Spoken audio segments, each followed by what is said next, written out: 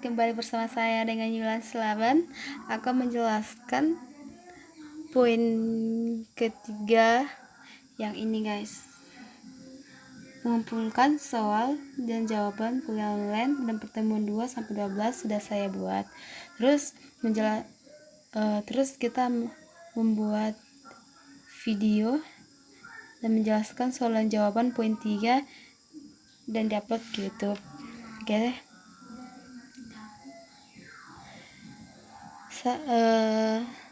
Soal yang saya buat di Google Classroom yaitu ini.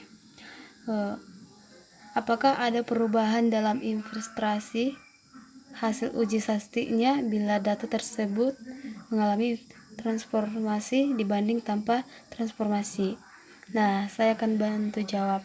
Nah, hasil analisis transformasi koordinat dengan analisis data original bila data original berdistribusi normal. Oke. Dan yang kedua, bagaimana sebaiknya menyajikan dalam laporan hasil penelitian? Apakah perlu disebut di bab hasil proses transformasi data tersebut? Dan saya akan menjawabnya. Penyajian data dua alternatif. Pertama, disajikan dalam rata dan simpang baku data hasil transformasi. Kerugian dari penyajian ini adalah ketika tidak terbiasa berpikir dan bentuk transformasi, misalnya kita sulit untuk memahami logaritma kadar kolesterol akar pangkat 2 kadar gula darah.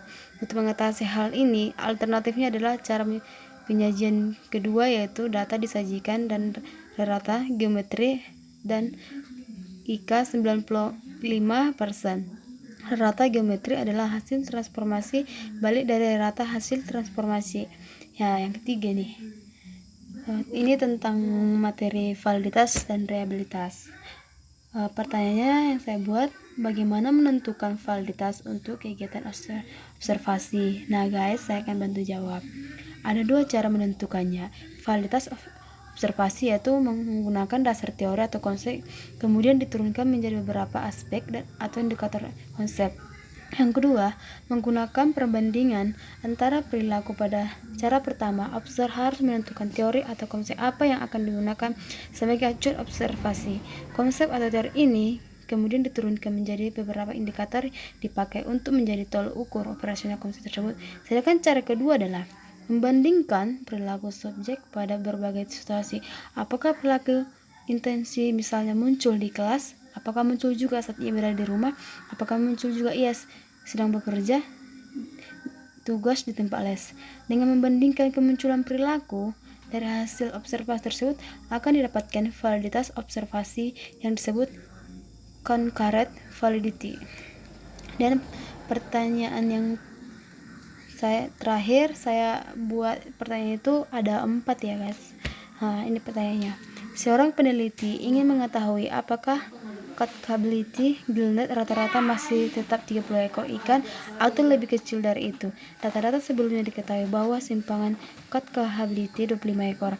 Sampel yang diambil 100 strip untuk diteliti dan diperoleh ternyata tangkap 27 ekor. Apakah nilai tersebut masih dapat diterima sehingga catchability gillnet 30 ekor? Uji dengan tarif hanya nyata 5%. Yes. Saya sudah buat jawaban yang ini. Diketahui N 100 alfa sama dengan 5%. Terus N sama dengan 25 bagi X sama dengan 27. Ini formula hipotesisnya dan tarif nyatanya dan nilai Z tabel. Alfa sama 5%. Terus yang ini Z sama dengan 0,05 sama dengan min 1,65 uji sisi kiri. C kriteria pengujiannya, HO diterima jika CO lebih besar negatif 1,65, HO ditolak jika CO lebih kecil minus 1,65. Uji statistiknya ZO sama dengan 27 kurang 30 bagi 25 bagi